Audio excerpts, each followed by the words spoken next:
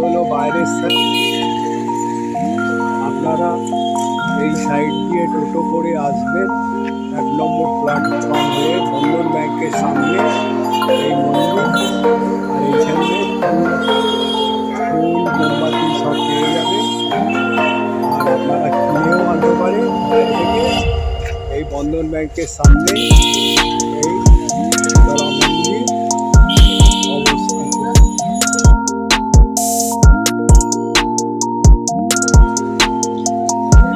আজ আপনাদের রিষড়া শীতলা মন্দিরে এনেছি। রিষড়া শীতলা মন্দির দর্শন করুন। জয় মা শীতলা।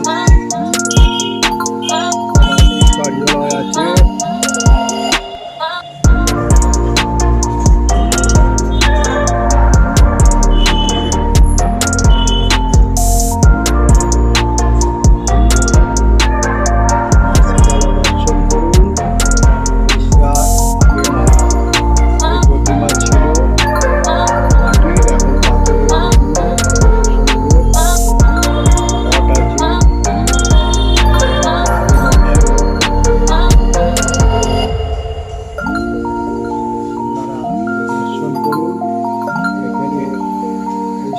মন্দিরে আপনারা মনস্কামনা করলে পূর্ণ হয়।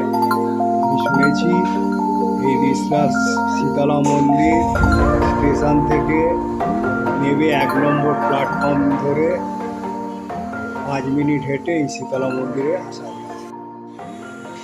এই শীতলা মন্দির খুব খ্যাত।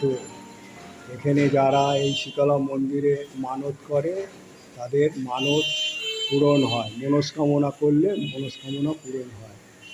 আমি আশা করব এই শীতলা মন্দিরে আপনারা আসবেন এবং মনস্কামনা করবেন। এই শীতলা মন্দিরে দেখুন শিবলিঙ্গ আছে এবং এখানে দেখুন শিবলিঙ্গের পুজো করছে এক মহিলা।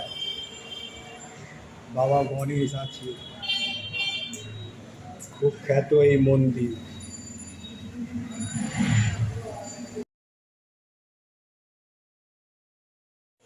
এখানে ধূপ মোমবাতি প্রদীপ জ্বালানো হয়।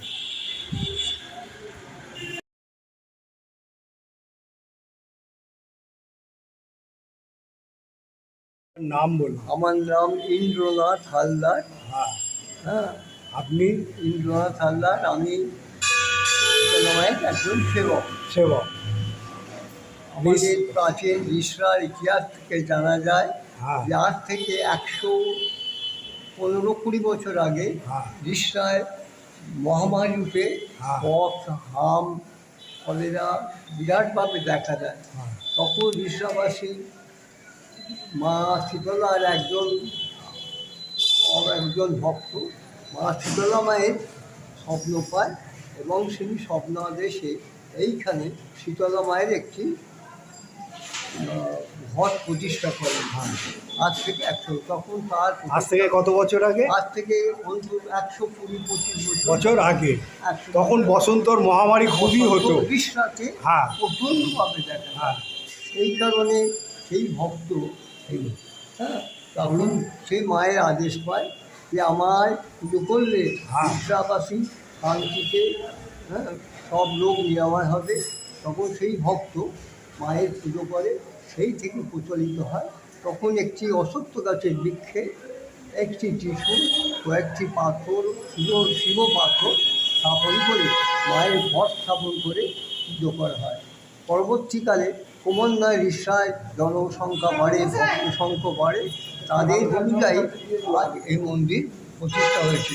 এবং আজ থেকে আগে তো শুনেছি মাটির মূর্তি ছিল। সেই মূর্তি আছে খানিকটা, দেখাবো পরে দেখবেন। এই মূর্তি প্রতিষ্ঠা হয়। এই প্রতিষ্ঠার তারিখ হচ্ছে ওখানে আছে, এটা অফ করে দিই। কবে থেকে প্রতিষ্ঠা চলিত হয় সেই থেকে আগামী 13ই জুন এই বাৎসরিক উৎসব শুরু হবে। বাৎসরিক উৎসব হচ্ছে আপনাদের? আর 13ই জুন আছে ওখানে প্রস্তর খণ্ডে লেখা আছে। আমরা প্রতি বছরই এই দিনটা পালন করি তাছাড়া তা 13ই জুন তাহলে বাৎসরিক উৎসব। সব এইখানে আছে, সেটা পরে দেখা যাবে।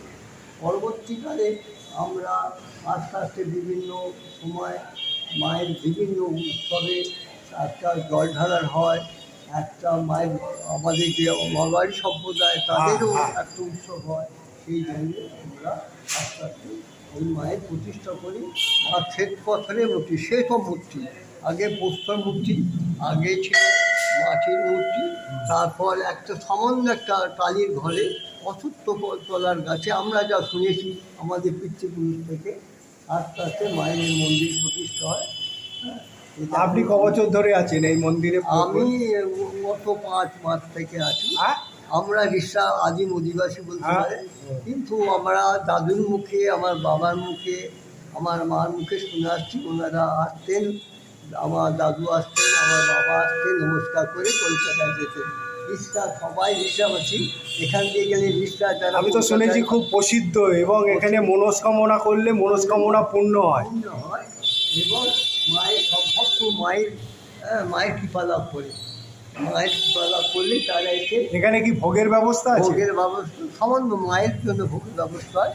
আর যারা ভান্ডারা দেয়? যারা ভান্ডারা দেয় কখনো কখনো দিলে তাদের জন্য হয়তো ব্যবস্থা থাকে, কিন্তু এইভাবে বিরাটভাবে কিছু হয় না। হয় না। উৎসবের সময় আমরা সবাইকে ভোগ পালন করি। এবার শিবরাত্রি, দুর্গা পুজো, জগদ্ধাত্রী পুজো মায়ের বিশেষভাবে পুজো হয়। আশা করি আমরা আগামী দিনে মায়েরকে আরও ভালো সেবা করতে পারবো এবং মন্দিরকেও আরও মন্দিরে আরও উন্নতি হবে, ভক্তি সেবা করতে পারবো। ঈশ্বর জনগণের শান্তি, সুখ, সমৃদ্ধি এবং নিরোগ কামনা করি মায়ের কাছে। এটাই আমাদের প্রার্থনা। কাম্য। আচ্ছা, মায়ের প্রতিষ্ঠা দিবস তাহলে মায়ে আমি এনার কাছে অনেক কিছু জানতে পারলাম। ত্রয়োদশীতে এই যে শীতলা মায়ের মন্দির, এই দেখুন, শ্রী শ্রী শীতলা মাতার মন্দির প্রতিষ্ঠাতা হচ্ছে জ্যৈষ্ঠ শুক্লা ত্রয়োদশী বৃহস্পতিবার, 13ই আষাঢ় 1414 এবং 28শে জুন 2007 সালে এখানে জুন মাসে 28শে জুন প্রতিষ্ঠা হয়েছিল। এখানে প্রতিষ্ঠা একটা দিবস হয়, বাৎসরিক উৎসব হবে। তা মোটামুটি আমি পণ্ডিত মশাইয়ের কাছে অনেক কিছু জানলাম এই মন্দির সম্বন্ধে, এবং আমি কাম্য করব এই মন্দিরে আপনারা আসবেন এবং মনস্কামনা করলে পূর্ণ হয়। আমি চাইব যে এই শীতলা মা খুব খ্যাত, এবং এখানকার এই মন্দির সম্বন্ধে সবই তো বলে দিয়েছেন পণ্ডিত মশাই। এখন পণ্ডিত মশাই পুজো শুরু করবে, তাই আমি আর বেশি কিছু বলবো না। এই বলে আমি এখানে এটা শেষ করব, এবং আপনাদের আমি একটা কথা বলবো যে আপনারা শেয়ার, লাইক এবং সাবস্ক্রাইব করবেন এবং মন্তব্য করবেন এবং তুলে ধরবেন।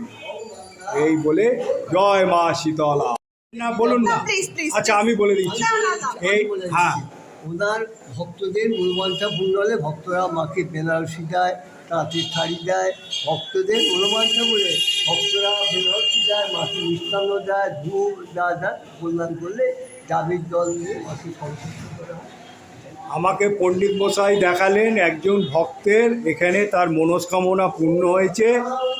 এখানে তারা মনস্কামনা পূর্ণ হলে এখানে ডাবের জল দেয়, তারপর আপনার শাড়ি দেয়, প্রভৃতি দিয়ে মনস্কামনা দিয়ে যায়। আজকের তার মনস্কামনা পূর্ণ হয়েছে, শাড়ি দিয়ে বা দিয়ে পুজো দিচ্ছে, সেটাও পণ্ডিত মশাই জানালো। খুবই ভালো কথা। সেই জন্য আপনাদের অনুরোধ করব এখানে আসবেন, পুজো দেবেন এবং আপনাদের মনস্কামনা পূর্ণ করবেন। রিসকা থেকে 1 নম্বর প্ল্যাটফর্ম হয়ে আপনারা টোটোতেও আসতে পারেন, হেঁটেও আসতে পারেন। তো এমন কিছু দূরত্ব নয়। আমি বলবো আপনারা এই মন্দিরে এসে পুজো দেবেন। জয় মা সীতা।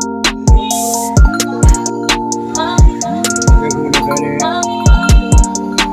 এই শিবলিঙ্গে বসে জল ঢালছে। কত খ্যাত এই মন্দির। আমি চাইবো আপনারা এই মন্দিরে আসবেন। দেখুন বসে মহিলারা শিবলিঙ্গে